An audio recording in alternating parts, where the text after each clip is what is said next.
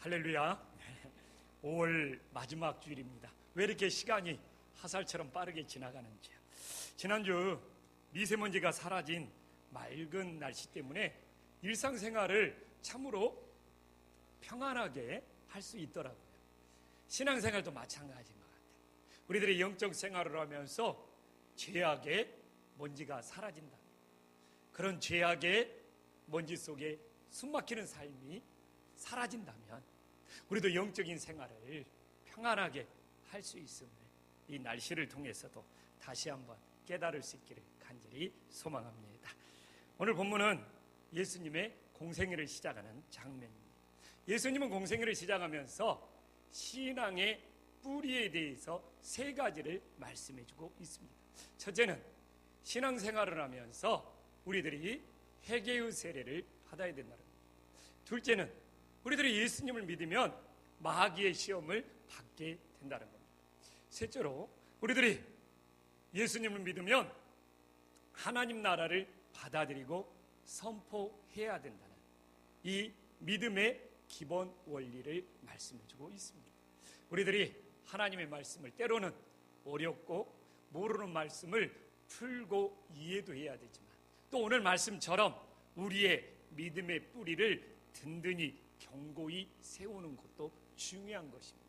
그래서 오늘 예수님의 공생애를 시작하면서 우리들이 반드시 체험해야 되는 이 세례와 또한 이 시험을 받는 것과 또한 오늘 하나님의 나라를 받아들이고 전파하는 것에 어떤 의미가 있는지 깨닫고 우리들의 삶에 적용할 수 있는 소중한 시간이 될 수 있기를 간절히 소망합니다.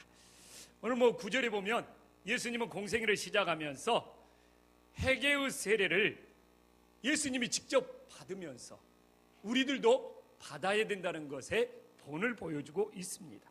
사실 오늘 마가복음 1장 1절에 보면 예수님은 하나님의 아들이라는 것을 선언하고 시작합니다. 하나님의 아들 되신 예수님은 죄가 없으신 분이에요. 죄가 없으신 예수님은 회개의 세례를 받을 필요가 없는 것이죠. 그래서 요한이 하나님의 아들 예수님 죄도 없는데 왜 세례 받으려고 합니까? 그런데 마태복음 3장 15절에 보면 예수님은 우리가 이와 같이 하여 모든 의를 이루는 것이 합당하다고 하면서 세례 요한을 설득하고 본인이 친히 세례받는 본을 보여주고 있습니다. 여기서 모든 의를 이룬다는 것은 무엇이냐? 빌립보서 2장 8절에 나와 있는 것처럼 자기를 낮추고 죄인들과 동일시하는 거예요. 이것이 중요한 겁니다. 예수님은 육신을 입은 이상 나는 사람들과 다르다, 나는 사람들과 죄인들과 다르다, 이것이 아니라 자신을 겸손히 낮추고 죄인된 인간들과 자기 자신을 동일시했다는 것이 진짜 예수님이 하나님의 아들이었다는 것을 보여주고 있습니다. 그러나 당시에 바리새인과 사두개인들은 우리는 율법을 지키지 않냐? 우리는 죄인이 아니다. 그래서 세례를 받을 필요가 없다. 오늘 많은 유대인들이 나와서 세례를 받았다고 하지만 그 유대인들 중에 유난히 바리새인들과 사두개인들은 세례를 받지 않았어요. 그래서 마태복음 3장 7절과 8절에 보면 그 세례를 받지 않는 바리새인과 사두개인들을 향하여 세례 요한이 독사의 자식들아, 그러면서 8절에 보면 회개에 합당한 열매를 맺으라고 합니다. 이 세례가 단순한 종교 의식이 아니라는 것이죠. 하나님 앞에서 우리의 죄를 회개하는 진정한 회개의 세례가 되어야 된다는 것을 선포하고 있습니다. 사실 요한이 세례를 베푸기 전에도 유대교에 이미 세례가 있었어요. 유대교의 세례는 뭐느냐? 이방인들이 개종하고 싶어요. 이방인들이 유대인이 되고 싶어요. 그러면 세례를 통하여 이방인들이 유대인으로 개종하는 세례가 있었어요. 그러니까 유대인들 중에 바리새인들은 우리는 이방인도 아니고 율법을 잘 지키는데 왜 세례를 받아야 되느냐? 근데 세례 요한이 어떻게 보면 혁명적인 말씀을 하는 거예요. 놀라운 말씀을 하는 거예요. 너희들이 유대인일지라도 단지 유대교로 개종하기 위해서 이제 받아야 되는 세례가 아니고 하나님 앞에 죄사함을 받기 위하여 회개의 세례를 받아야 된다고 요한이 4절에 나와서 힘있게 외치는 겁니다. 그러니까 이 바리새인들이, 사두개인들이 얼마나 기분이 나빴겠습니까? 불쾌했겠습니까? 감히 이방인들이 유대교로 개종을 때나 받아야 되는 세례를 우리 보고 받아야 한다고 하면서 그들은 세례 요한이라 예수님에 대해서 반발심을 가지게 된 것입니다. 바리새인들은 지금도 마찬가지죠. 우리는 율법을 지키는데 왜 죄인이냐? 그렇기 때문에 우리는 회개의 세례를 받을 필요가 없다. 이런 생각이 지금까지도 흐르고 있습니다. 그래서 신앙생활하면서 가장 무서운 죄가 뭐냐? 자신의 믿음이 다른 사람과 다르다는 겁니다. 바리새인들은 기도하면서도 누가복음 18장 11절에 보면 세리들과 다르다는 거예요. 그러면서 자기들은 다른 사람과 다르기 때문에 서서 기도하면서 우리는 저 세리들과 다릅니다. 이것이 바리새인들의 모습이었는데 이것만큼 교만이고 이것만큼 위선이고 이것만큼 외식이 없다는 것을 우리들이 깊게 깨달을 수 있기를 간절히 소망합니다. 근데 우리의 모습은 어떠냐? 많은 사람들이 내 믿음은 다른 사람과 달라. 내 기도는 하나님도 만나고 꿈도 꾸고 하나님의 음성도 듣기 때문에 다른 사람들과 달라. 나는 이렇게 특별히 기도한 사람이기 때문에 당신들은 나한테 뭔가 지도를 받아야 돼. 또 교회들이 어떻게 말합니까? 아우, 우리 교회 찬양은 특별해. 아유, 다른 교회 시시한 찬양과 달라. 우리 교회 예배는 뭔가 달라도 달라. 에이, 뭐 작은 교회, 시골교회 예배 같지도 않지. 이러는 경우가 실제 많이 일어나고 있습니다. 또한 세상에서도 다르다고 느낄 때 갑질을 하기 시작합니다. 다르다고 느낄 때 담장이 쳐지기 시작합니다. 특히 무서운 것은 정치인들이 국민들과 우리는 달라, 뭔가 다르다고 생겼을 때 이 사회가 분열이 되고 갈등이 생기는 겁니다. 진정 예수님을 따르는 것은 예수님이 죄인들과 자신을 동일시하면서 겸손히 낮췄던 것처럼 내가 뭔가 다른 사람과 다른 것이 아니라 오히려 그들과 동일시하면서 낮추는 것이 예수님을 따르는 믿음이 됨을 믿으시기를 간절히 소망합니다. 이것이 예수님의 사랑이 흐르는 거예요. 우리들이 죄인들과만 동일시해야 됩니까? 우리보다 연약한 사람이 있습니다. 고통당하는 사람이 있습니다. 아파하는 사람들이 있습니다. 위기 청소년들이 있습니다. 우리의 자녀들은 위기 청소년들 같아. 이것이 바로 바리새인의 믿음이라니까요. 내 자녀들도 그들과 다르지 않고 내가 지금 건강이 있지만 육신의 고통 가운데 있는 사람과 다르지 않아. 나도 언제든지 그렇게 될 수 있어. 그러면서 그들을 위해 기도해주고 그들과 동일시하며 그들과 공감을 나누는 것이 진정 예수님을 따르는 믿음이 됨을 깨달으시기를 간절히 소망합니다. 우리 교회는 정말 부족함이 많은 교회예요. 부족함이 많은 교회이기 때문에 정말 우리 교회는 다른 교회와 다른 교회가 아니라 오히려 부족함이 많기 때문에 동일시하는 믿음으로 예수님을 따를 수 있는 하나님의 자녀들이 될 수 있기를 간절히 소망합니다. 근데 오늘 본문을 묵상하면서 중요한 것은 어느 장소에서 세례를 받고 어느 장소에서 시험을 받고 어느 장소에서 하나님의 나라 첫 메시지를 선포했느냐가 오늘 본문을 묵상하면서 아주 중요합니다. 오늘 예수님은 세례를 요단강에서 받으셨다고 합니다. 바로 이 요단강에서 세례를 받는 이유는 뭡니까? 성경의 역사는 바로 요단강은 모든 것을 새롭게 시작하는 장소였기 때문에 그렇습니다. 어떻게 요단강이 모든 것을 새롭게 시작하는 장소라고 여기게 되었습니까? 출애굽한 이스라엘 백성들이 광야에서 40년 동안 방황하고 바로 이 요단강을 건너므로 가나안 땅에서 새로운 나라, 새로운 삶을 시작하게 되었다는 것이 그들의 믿음의 뿌리였습니다. 그래서 요단강은 이스라엘 백성들 항상 새롭게 시작하는 곳이야. 엘리야가 승천하고 겉옷이 떨어졌을 때도 그 겉옷을 주워들고 엘리사는 요단강물을 가르면서 그걸 건너면서 엘리사는 새롭게 시작하고 새롭게 출발할 수 있었습니다. 그래서 예수님이 오늘도 이 요단강에서 세례를 받는 것은 새롭게 시작한다는 겁니다. 예수님은 무엇을 새롭게 시작하냐를 선포하는 겁니까? 구약의 율법의 시대는 끝나고 이제 복음의 시대, 하나님의 나라가 새롭게 선포되었다는 것을 바로 이 요단강을 통하여 증가하고 있는 것입니다. 그래서 유대인들은 요단강에서 예수님이 세례를 받으니까 저 뭘 새롭게 시작을 하고 그래? 이런 마음도 들었을 거예요. 우리는 이미 율법을 지키면서 다 가지고 있는데 새롭게 시작할 것도 없는데 저 예수는 갑자기 나타나서 뭘 저렇게 새롭게 시작한다고 해? 이렇게 반발했음을 우리는 미루어 짐작해 볼 수 있습니다. 우리의 신앙은 오늘도 예배를 드리지만 항상 예수님을 대면할 때마다 진심으로 우리의 삶을 회개하고 예수님과 함께 새롭게 시작할 수 있는 하나님의 자녀들이 될 수 있기를 간절히 소망합니다.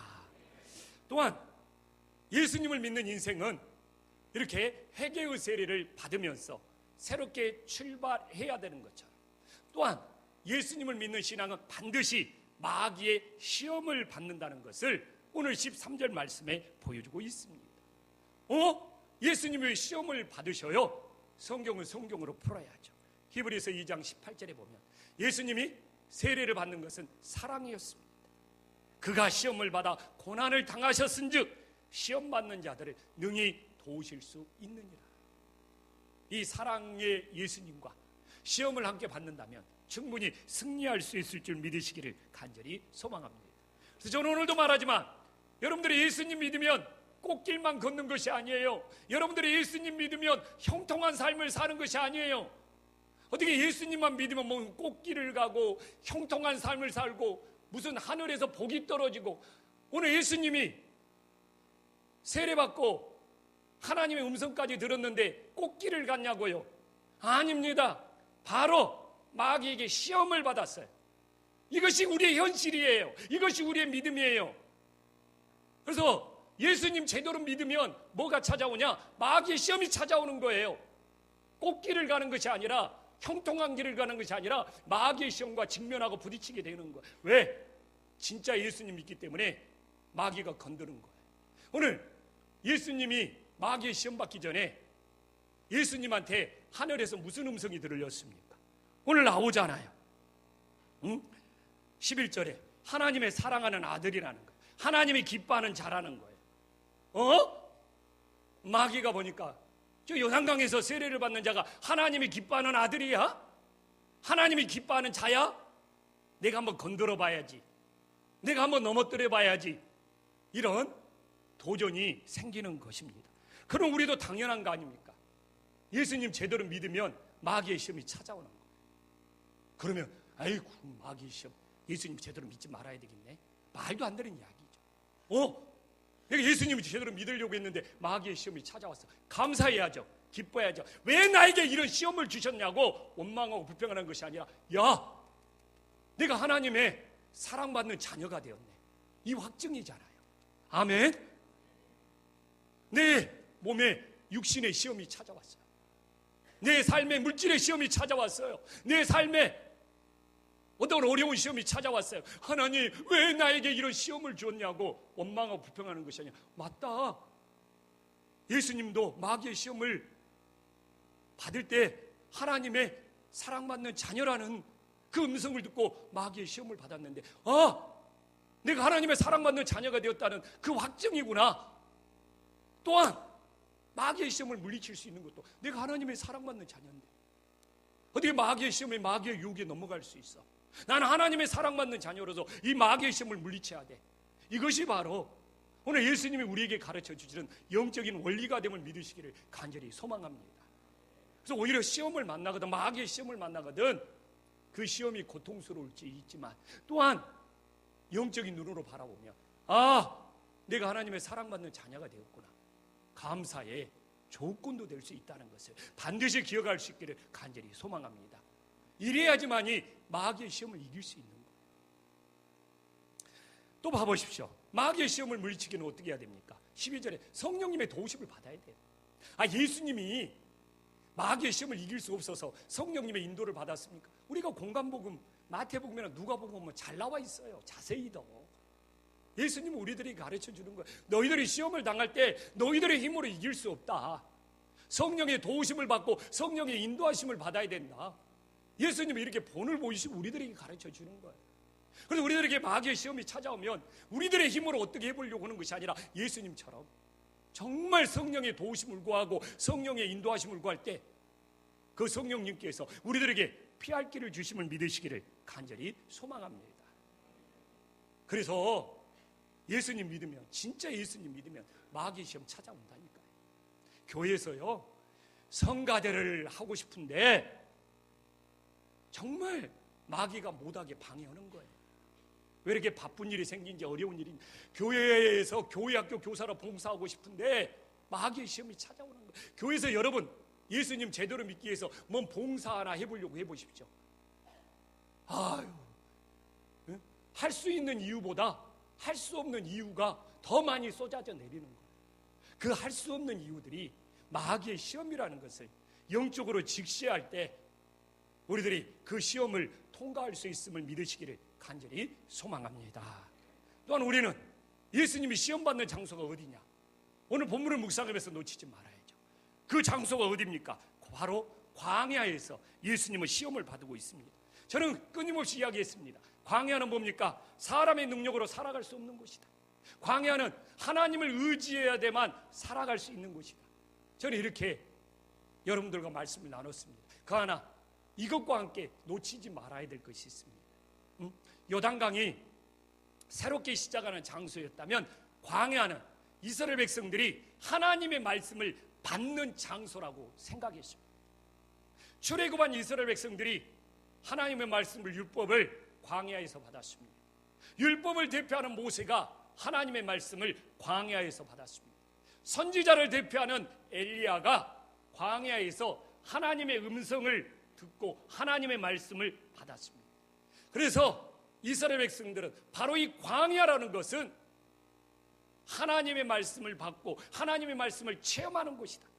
그리고 실제 이스라엘 백성들에게 광야에서 하늘의 만나를 내려주면서 하늘의 만나를 먹고 살아야 된다고 말하면서 너희들이 이처럼 매일매일 하나님의 말씀과 함께 살아야 된다는 것을 교육시켰습니다. 근데 이렇게만 되면 얼마나 좋았습니까? 그런데 이 광야는 또한 귀신들의 거처요, 마귀의 거처였습니다. 마태복음 12장 43절에 보면 광야는 바로 이 물 없는 곳이 원어를 보면 광야라는 겁니다. 광야는 또한 귀신들의 거처고 마귀들의 거처였습니다. 그래서 로마 시대에 기독교가 타락했을 때 로마를 떠나서 광야로, 사막으로 들어간 수도자들은 누구하고 영적인 싸움을 했습니까? 이 물 없는 곳에 가서 이 마귀의 시험과 끊임없이 대결해야 됐음을 알 수 있습니다. 그런데 놀라운 것은 바로 마귀의 시험을 받을 때 하나님의 말씀은 더 강하게 역사한다는 겁니다. 그렇기 때문에 오히려 시험받는 곳에, 오히려 영적 싸움이 있는 곳에 하나님의 말씀의 역사가, 하나님의 능력의 역사가 더 크게 나타나고 있음을 깨달으시기를 간절히 소망합니다.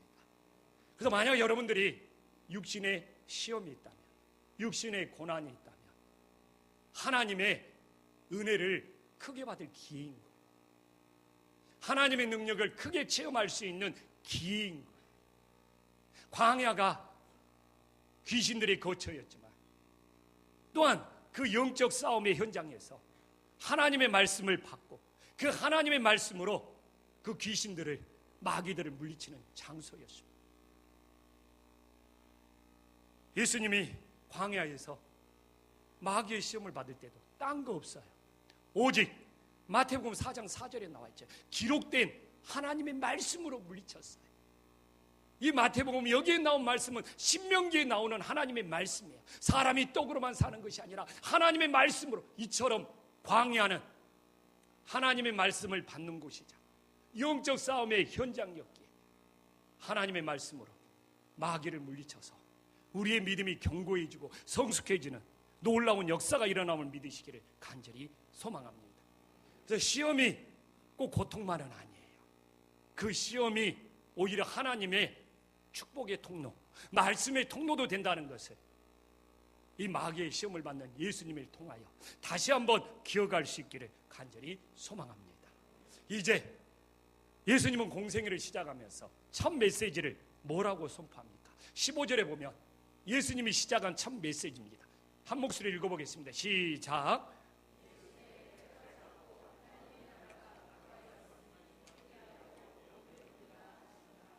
이거 예수님이 갈릴리에서 이 땅에 오셔서 첫 메시지를 선포한 겁니다. 여러분 생각해 보십시오.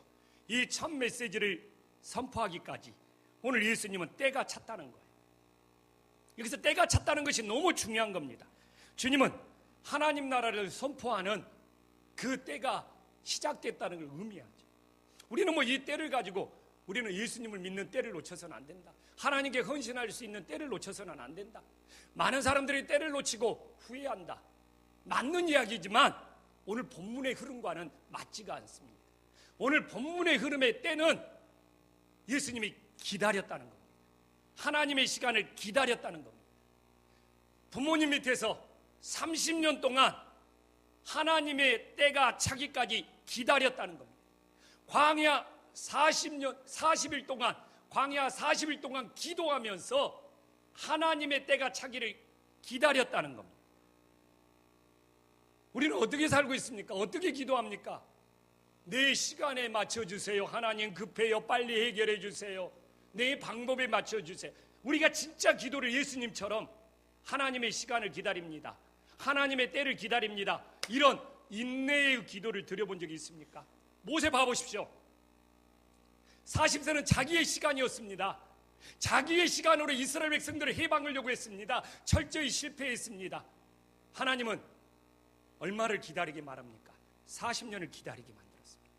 하나님의 시간을 기다려라. 그 하나님의 시간을 기다리는 것이 40년이었습니다. 다윗은 당황했을 거예요. 사무엘의 기름을 부었습니다. 왕이 된다고 했습니다. 사무엘의 기름을 받고 기름 부음을 받고 다윗이 왕이 되기까지 몇 년을 기다린지 압니까? 10년을 기다렸습니다. 10년의 세월을 기다렸습니다. 사울왕 봐보십시오. 몇 시간을 기다리지 못함으로써 자기의 시간에 자신의 방법으로 오면서 사울왕은 철저히 하나님께 버림받았습니다. 다윗은 자기의 시간을 앞당기지 않았어요. 사울왕을 2번이나 죽일 수 있었습니다. 죽이지 않았어요. 뭡니까? 하나님의 시간을 기다리겠다는 거예요. 하나님의 방법을 기다리겠다는 거예요. 요셉 한 번도 흠이 없는 사람이었습니다. 그러나 애국 감옥에서 오래 생활하다 보니까 초조해지는 거예요. 술 따르는 관원에게 부탁합니다. 당신 꿈 내가 해석해 줬으니까 나가면 나 좀 빼달라고. 자기의 시간이었습니다. 하나님은 자기의 시간대로 되는 것이 아니라 하나님의 시간대로 된다는 것을 하나님이 사용하는 인물들에게 반드시 가르쳤다는 겁니다. 우리는 어떤 기도를 드리고 있습니까? 하나님의 시간을 기다리는 그 기도를 진심으로 해본 적이 있습니까? 저는 한국교회에 이걸 가르쳐야 된다고 생각합니다. 저는 이중표 목사님에게 너무너무 감사해요. 눈물나게 감사해요. 저는 급했습니다. 하나님의 시간을 기다리지 못했어요. 30이 넘자 목사 안수를 받자 그 다음 연도부터 나는 단독 목회해야 돼, 개척 목회해야 돼, 이 열정에 불타올랐어요. 나가면 다 될 것 같아요. 그래서 안수받고 그 다음부터 어디서 뭐 목회자를 찾는다, 어디서 개척하는데 개척 목사를 부른다 그러면 다 찾아다녔어요.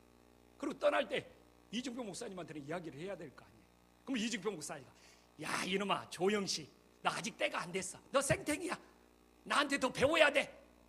그래요 목사님? 또 내가 어떻게 그 말은 들었어요. 아직 더 배워야 됩니까? 그리고 취소하고 안 갔어요. 근데 저만 그런 것이 아니라 동기들이나 선배들도 그런 사람들이 많았어요. 근데 자기 고집대로 나가더라고요. 지금까지 고생하고 있어요. 진짜로 하는 이야기입니다. 또 그 다음 연도에 또 찾아가요. 그러면 야, 너 한참 부족해도 부족해. 너 더 기다려야 돼. 목사님도 이렇게 이야기하시는 거예요. 다음 연도에도 또 찾아왔어요. 너 그날에도 금년에도 찾아올 줄 알았다. 너 이놈아 더 배워야 돼. 더. 진짜 이랬다니까요. 그래가지고 한 4, 5년이 지났어요. 그리고 안 찾아갔어요. 그 애는.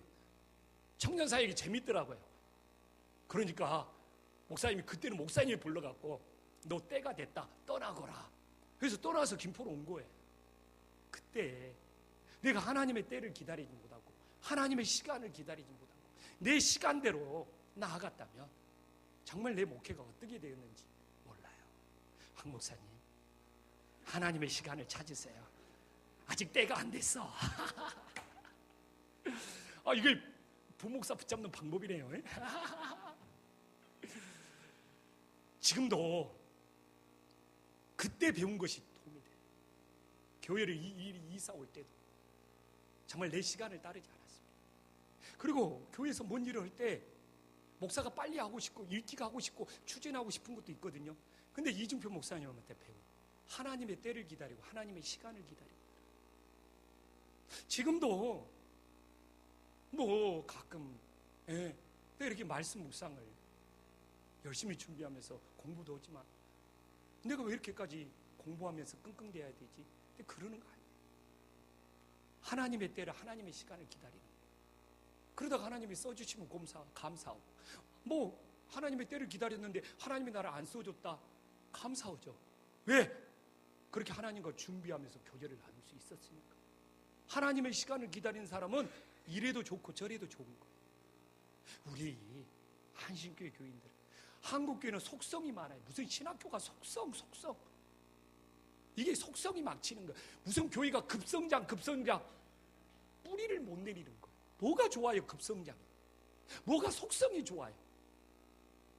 그래서 그냥 한국 교인들은 속성을 찾아다니고 뭐 교회도 급성장을 좋아하고, 이것이 뿌리도 없이 망하는 길이에요.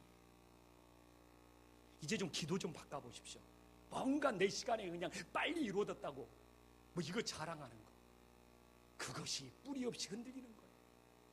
그까지 내 시간이 아니라 오늘 예수님처럼, 모세처럼, 다윗처럼, 믿음의 선진처럼 내 시간을 끊임없이 내려놓고 하나님의 시간을 기다리며 하나님의 시간을 따를 때 하나님의 역사가 일어남을 믿으시기를 간절히 소망합니다. 또한 뭡니까? 첫 메시지, 하나님 나라를 선포했어요. 이제 이것이 큰 일이 생긴 거예요. 왜? 지금 로마라는 나라가 세상을 지배하고 있거든요. 어떻게 보면 이 로마라는 나라, 세상의 나라와 하나님의 나라가 충돌하게 되는 거예요. 그러므로 이제 우리는 세상을 따를 건지 하나님을 따를 건지 선택해야죠. 내가 하나님의 나라의 방식으로 살 건지 세상의 나라의 방식으로 살 건지, 이것이 진짜 예수님을 믿고 예수님의 메시지를 받아들이면 내 안에서 갈등이 일어나고 충돌이 일어나는 거예요. 하나님의 나라를 받아들이기 전에는 내가 고민하고 갈등할 필요가 없는 거예요. 하나님의 나라는 하나님의 나라를 다스리고 통치한 거잖아요. 하나님의 나라를 받아들이기 전에는 세상 따라가고 타협하고 적당히 살면 되기 때문에 내 안에 고민이 없고 갈등이 없는 거예요. 근데 예수님 믿고 나니까 더 고민이 생겨, 더 복잡해, 막 더 삶이 불편해. 왜? 세상 나라로 사는 우리들이 누구를 받아들였어요? 하나님 나라를 받아들이니까 당연히 내 안에 갈등과 어려움이 생기는 것이죠. 아브라함을 갈대아 우르에서 떠나게 해서 가나안 땅에 그의 가정을 보냈습니다. 이것이 믿음의 조상이에요. 믿음의 조상은 뭡니까? 세상 사람들이 사는 곳에 가서, 하나님이 안 믿는 곳에 가서 하나님 나라를 선포해 나가는 거예요. 아브라함, 너 가서 하나님의 방법으로, 하나님의 말씀으로 사는 것을 세상 사람들에게 보여줘라는 거예요. 그래서 저는 선교사가 뭐냐? 저는 선교사의 정의는 그거라고 생각합니다. 하나님을 모르는 세상 나라가 판을 치는 곳에 가서, 거기 가서 하나님의 나라는 이런 것이다, 하나님의 나라는 하나님의 말씀으로 사는 것이라는 것을 보여주는 거예요. 이것이 선교사의 역할이에요. 그래서 외국으로 나가는 선교사도 있지만, 여러분, 가정의 선교사도 있고 직장의 선교사도 있고 세상으로 나가는 선교사들이 있어야 돼. 하나님을 모르는 곳에 가서, 세상의 방식대로 사는 곳에 가서 하나님의 말씀으로 사는 것은 이런 거라고, 하나님의 나라를 보여줄 수 있는 그 사람들을 찾고 하나님은 부르시고 계신 거예요. 우리는 한 주 동안 어떻게 하나님의 나라는 이렇게 하나님의 말씀으로 사는다는 것을 어떻게 보여주며 살았습니까? 교회에서 와서 하나님 나라를 보여주는 것이 아니라 여러분들이 세상에 돌아가서 여러분들이 머문 곳에 하나님의 나라를 보여줄 수 있는 믿음의 자녀들이 되기를 간절히 소망합니다. 이제 하나만 정리하면서 마무리할게요. 오늘 우리가 15절을 보면 믿고 회개하라는 것이 아니라 회개하고 복음을 믿으라는 겁니다. 이것이 문제예요. 믿고, 우리가 예수님 먼저 믿고 신앙생활하면서 회개하면 얼마나 좋아요. 근데 예수님의 첫 번째 메시지는 회개하고 믿으라는 거예요. 왜? 이 회개는 길을 바꾸는 거예요. 자신의 길을 가는 사람이 예수님의 길을 따르는 거예요. 그래서 예수님은 요한복음 14장 6절에 자신을 소개할 때 제일 먼저 나는 길이요 진리요 생명이라고 합니다. 예수님의 길을 따라야지만이 진리된 하나님의 말씀을 발견할 수 있고 진리된 하나님의 말씀으로 영원한 생명을 얻을 수 있다는 거예요. 그래서 길이요 진리요 생명입니다. 생명이나 진리가 길이에요. 자신의 길에서 하나님의 길로 바꾸는 것이 회개라는 겁니다. 근데 오늘 제가 말했잖아요. 하나님의 첫 번째 메시지는 갈릴리에서 선포했습니다. 왜? 예루살렘 믿음과 갈릴리 믿음이 대립하는 거예요. 예루살렘은 종교의 중심지였고 세계에서 주목받는 곳이었죠. 여기서 복음을 선포하면 홍보도 되고 세상에서 주목받을 것 같지만 예루살렘이 아니고 변두리, 저 외곽지역, 저 시골 마을 갈릴리에 가서 첫 번째 메시지를 선포했습니다. 이건 뭐 눈에 보이는 차이고 뭔 이야기입니까? 예루살렘의 믿음은 회개가 없이 자기의 길을 따르는 믿음이에요. 이런 믿음 많습니다. 그래서 하나님께 내가 이 길을 가는데 하나님 좀 와서 도와주세요. 내가 이 방식으로 사는데 하나님 이것 좀 와서 잘 되게 해주세요. 이것이 예루살렘 믿음. 자기의 길을 가면서. 그러나 갈릴 믿음 봐보십시오. 오늘 16절에 보지만 제자들이 버려요. 물고기 잡는 거 자기의 길을 버려요. 그리고 예수님을 따르는 것이 갈릴리의 믿음입니다. 또한 예루살렘은 종교의 중심지였어요. 말했잖아요. 예루살렘 믿음은 나는 세대들과 다르고 죄인들과 다르다는 거예요. 그러나 갈릴리 믿음은 부족한 사람들이, 죄인들이, 세리들이, 창녀들이 모여들었습니다. 지금 한국교회는 어느 방향으로 갑니까? 제가 봤을 때는 예루살렘 믿음으로 가고 있어요. 우리는 다시 이 예루살렘 믿음에서 갈릴리 믿음으로 돌아올 수 있는 은혜의 역사가 일어나기를 간절히 소망합니다. 우리는 길을 바꾸고 자신의 길에서 예수님의 길로 바꾸고 그래야지 진짜 믿음의 삶을 살 수 있는 거예요. 그러나 예루살렘 믿음은 자기의 길을 바꾸지 않고 자신들의 믿음을, 자신들의 신념을 하나님 보고 도와달라고 한다. 그래서 예수님을 거부한 거예요. 예수님을 배척한 거예요. 그리고 자기들은 다르고 우월하다는 거예요. 근데 한국교회가 이미 언급했지만 우리 교회는 찬양이 달라, 우리 교회는 예배가 달라, 이런 거 얼마나 많아요. 또한 개인적으로도 내 믿음은 달라, 내 기도는 달라, 의외로 많습니다. 나는 좀 기도할 때 특별한 체험을 해. 이것이 이미 바리새인의 믿음이 되는 거예요. 그리고 이미 우리 교회는 뭐 시골 교회나 저 변두리에 있는 교회보다 찬양이 얼마나 뜨겁고 다른데 바리새인 교회가 되는 거예요. 우리 교회 예배가 얼마나 특색 있고 프로그램이 많고 뭐 악기가 동원하고 뭔가 다른데 바리새인 교회가 되는 거예요. 얼마나 많습니까? 이런 것에 프라이드를 느껴요. 내가 이렇게 시설도 다르고 프로그램도 많고 연예인도 나오고 무슨 장관도 나오는 이런 교회 다녀. 아이 세상에 자랑할 것이 없어. 자기 교회 연예인이 나오고 장관이 나오고 CEO가 나온다고 자랑해요. 근데 많아요. 뭐 부러워. 그 연예인 나와? 그 장관이 그 교회 다니고 이러잖아요. 죄송하지만 바리새인 교회가 되는 거예요. 우리 교회는 갈릴리 교회가 돼야 됩니다. 우리 교회는 특별한 것도 없어요. 다른 것도 없어요. 오히려 부족한 것이 많아요. 찬양도 뜨겁지 않고 뭐 설교할 때도 예배에 오면 아멘 소리도 안 나오고, 응? 우리 교회 오면은 또 저렇게 목사는 왜 이렇게 목소리는 큰데 찬양도 못 불러? 수준 떨어지네. 이 교회는 와도 왜 이렇게 관심도 없어?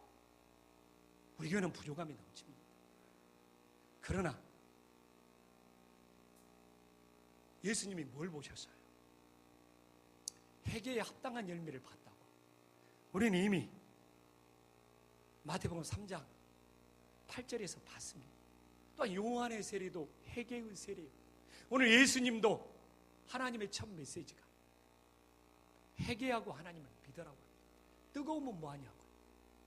회개에 합당한 열매가 없는데 한국에서 제일 뜨겁게 기도했던 교회가 지금 회개에 합당한 열매를 맺어서 한국교회 덕과 칭송을 받고 있냐 이거예요. 무슨 그렇게 기도가 뜨거웠다고 하는데 회개에 합당한 열매가 없어가지고 한국교회 추락시키고 있는 주범이 되고 있습니다. 제 말이 틀립니까? 무슨 경배와 찬양이 뜨거웠다는 교회가 그냥 회개에 합당한 열매가 없어가지고 추락하고 있는 것이 지금의 현실입니다. 왜? 예루살렘 믿음을 다 따랐기 때문에 그랬어요. 우리 교회가 어느 방향으로 가야 돼요? 여러분들은 어떤 믿음을 추구하고 있습니까? 지금도 다른 것이 좋아요? 내 믿음은 다르고 내 기도는 다르고 우리 교회 찬양은 다르고 우리 교회 예배는 다르고 이것이 무서운 죄악입니다. 이것이 타락의 길로 가는 출발이자 지름길입니다. 예수님처럼 죄인들과 동일시하고 세리와 동일시하고 가늠한 여인과 동일시하고 이것이 예수님을 따르는 믿음. 한신교회에 부족한 것이 많습니다. 목사부터 부족하다는 것이 쓰여져 있잖아요. 재주도 없지, 재능도 없지, 능력도 없지, 교회가 특별한 것도 없지. 그러나 예수님의 은혜는 부족한 걸 통해서 흐르더라고요. 내가 부족할 때 상대방의 부족함과 함께 아픔을 나눌 수 있고, 내가 아파봐야지 상대방의 아픈 마음도 헤아려 줄 수 있는 거죠. 우리 김포 한신교회 특별하지도 않지만 다르지도 않지만 싱거운 것 같지만 하나님은 뜨겁냐 뜨겁지 않냐, 뭔가 다르냐 안 다르냐, 뭔가 프로그램이 있냐 없냐 이런 것들을 보시는 것이 아니에요. 진짜 회개에 합당한 열매를 보시잖아요. 그걸로 말해야죠. 그걸로 승부 걸어야죠. 그걸로 믿음 보여줘야죠. 뜨거웠다가 특별했다가 대단한 프로그램이 있다가 회개에 합당한 열매 안 보여주면 그건 자아도취라니까요. 자기 만족이라니까요. 하나님 영광 추락시키라는 거라니까요. 지금 이 시대의 과제는 회개에 합당한 열매를 맺는 것이 그 어떤 것보다 중요한 것이고, 그러기 위해서는 우리는 동일시하는 믿음. 나는 부족하기 때문에 부족한 사람과 죄인들과 동일시하는 믿음으로 이 땅에 진정 예수님을 따르는 믿음의 자녀들이 나올 수 있기를 주님의 이름으로 간절히 소망합니다. 기도하겠습니다.